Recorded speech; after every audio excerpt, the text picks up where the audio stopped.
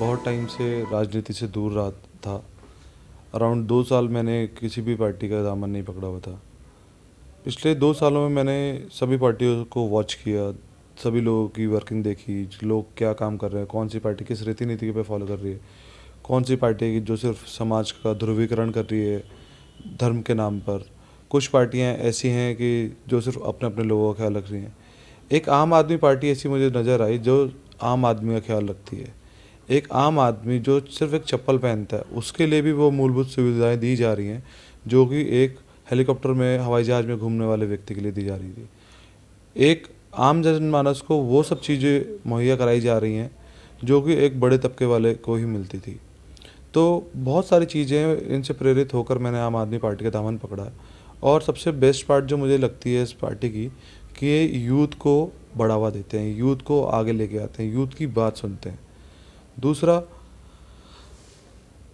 ये है कि आम आदमी पार्टी ने जो दिल्ली के अंदर मॉडल बनाया है वो हम सभी के लिए एक क्या कहते हैं, एक चमत्कार जैसा है। हमने कभी नहीं सोचा था कि हमारे भारत में भी हमारे सरकारी स्कूल की जो दशा है वो इतनी सुधर जाएगी।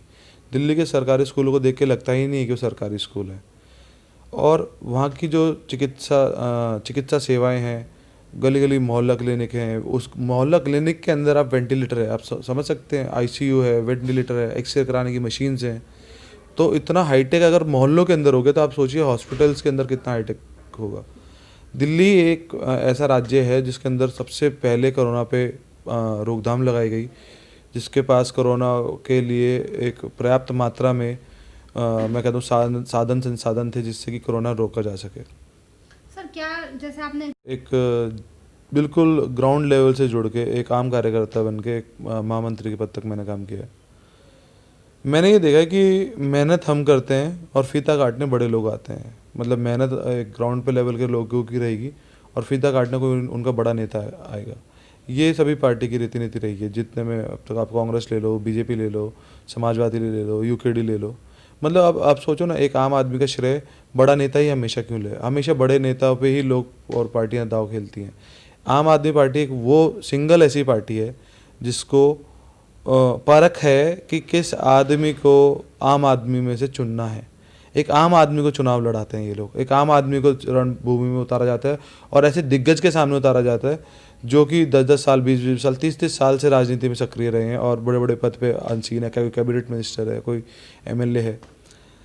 कहने का मतलब है यूथ को मौका। ये जितने भी हमारे पास लोग आते हैं जिनकी अलग अलग समस्याएं होती है, कोई किसी की बेटी की शादी होती है, किसी को भोजन की समस्या होती है, किसी को रहने की समस्या होती है, तो मेरी एक अपनी सामाजिक संस्था है अपना रोटी बैंक, जिसमें कि हमने पिछले 6 साल से लगातार काम करते आ रहे हैं।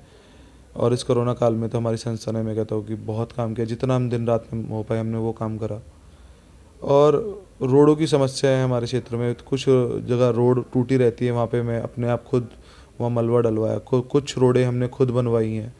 कहीं अगर स्ट्रीट लाइट नहीं लगी है, स्ट्रीट लाइट हम लगवा देते हैं। जो आम जनमानस की छोटी मोटी समस्या होती है, किसी के बच्चे की फ़ीस नहीं दी जा रही है, हम जितने भी मित्र लोग हैं पैसे इकट्ठे करके उस बच्चे की फ़ीस देते हैं, किसी का एडमिशन कराना हो। मतलब कहने का ये है कि अगर कोई हमारे पास कोई भी व्यक्ति आता है, हम उसकी पूरी कोशिश करते हैं किसी न किसी तरह उसकी समस्या का निदान किया जाए। देखिए ये बहुत ही महत्वपूर्ण डिसीजन रहेगा मेरे लिए। और इससे अगर मेरे पे विश्वास करती है, मुझे आदेश करती है कि आपको किसी भी विधानसभा से चुनाव लड़ना है, तो मैं कोशिश करूँगा कि अपनी तरफ से 100% दे पाऊँ।